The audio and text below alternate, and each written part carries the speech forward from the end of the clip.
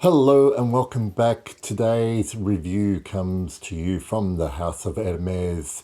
I'm going to be reviewing the 2018 release Terre d'Hermes or Intense Vetiver.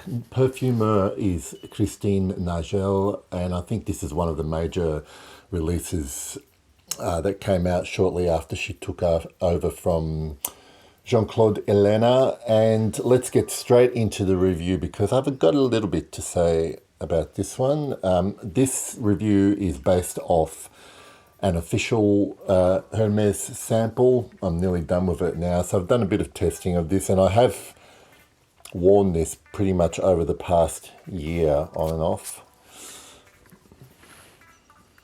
Okay, so where you're going to get the unmistakable imprint of Terre d'Hermes, the original Terre d'Hermes, is in the opening, definitely in the opening.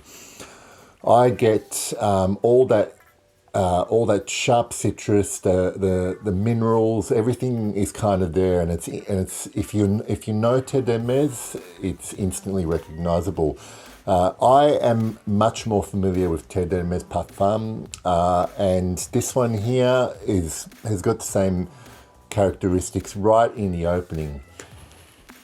Where it differs, though, for me, where I kind of recognize differences is that soon after the opening, all that spicy sharpness gets toned down. The citrus is a little bit rounded, a little bit warmer, and the obvious thing is that you do notice a more distinct vetiver note in this particular fragrance. Now, there is vetiver in the original Terre d'Hermes. It's just not. It's just more in the background. Here, it's more upfront.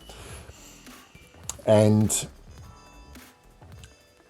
what happens is really not a whole lot of development once you get past those first few minutes. You know, it pretty much becomes this kind of smooth blend of sweet.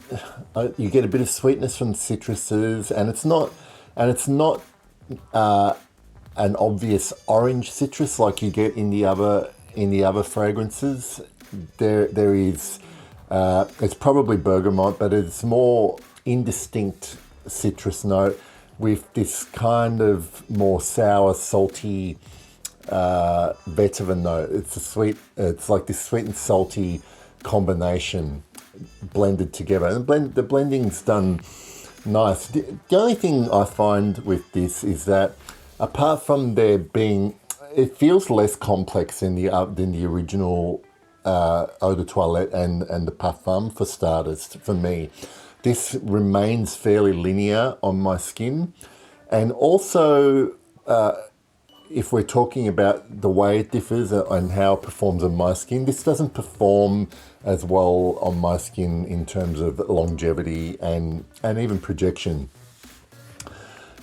I find myself thinking, okay, well, if you're a vetiver lover, then this particular flanker might be the way to go. But while I was testing this fragrance, I decided to pull out my little jar of vetiver oil, the little jar of vetiver oil, and I was smelling that, and I was thinking how wonderful that beautiful, furry, thick, earthy vetiver was. And I'm not sure about the origin of the vetiver in that oil, but when I was smelling that, I was thinking to myself how I could easily just wear a few drops of that as a complete vetiver perfume. And I know probably the intention of this perfume from Hermes is not to be a vetiver perfume, but it was so much nicer to smell that vetiver compared to the vetiver here. And I am going to make some assumptions here that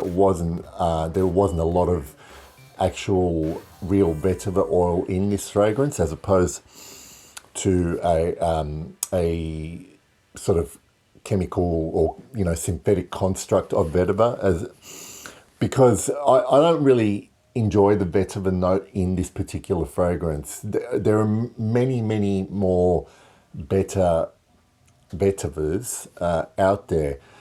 So as a whole, this fragrance, it's not a bad fragrance. If you are a fan of Terre Hermes and you like Vetiver, there's no reason why you won't like this one.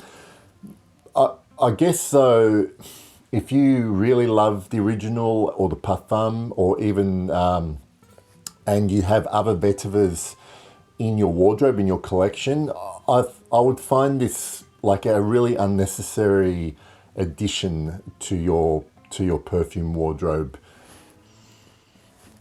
So, I mean, that's my stance on it.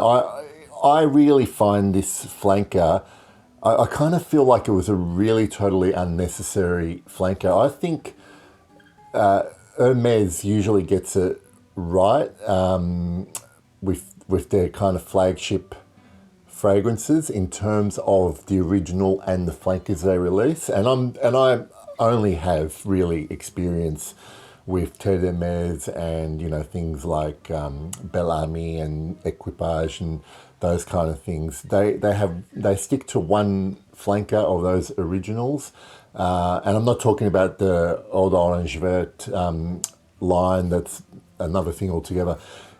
I just feel like they have the original Terre Hermes Parfum, and then Terre Hermes Eau Très Fraîche, and it's kind of, you almost have the perfect variety for this particular original fragrance right there. You've got everything you want there, and this Eau Intense Vetiver is a really unnecessary release from my point of view.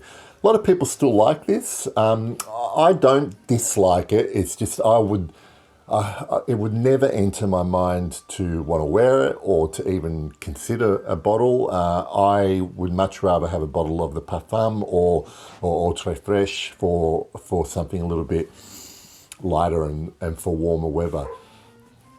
So that's really pretty much all I have to say. The performance, as I said, on my skin was a bit lacking. I probably got about 5 hours where I could still smell it, and it's, you know, skin scent for a lot of that time as well. It might perform differently on your skin, but like I said, in terms of Vetiver, there's a lot of better Vetivers out there, and in terms of the Terre Hermes DNA, you've got those first three released prior to this one that I think are better. So I'd like to hear your thoughts on this one and even the whole Terre Hermes line from Hermes. I think Hermes is still up there as one of the best designers putting fragrances out. I just think this one is a miss. All right, I'll see you all later, and thanks for watching. Bye.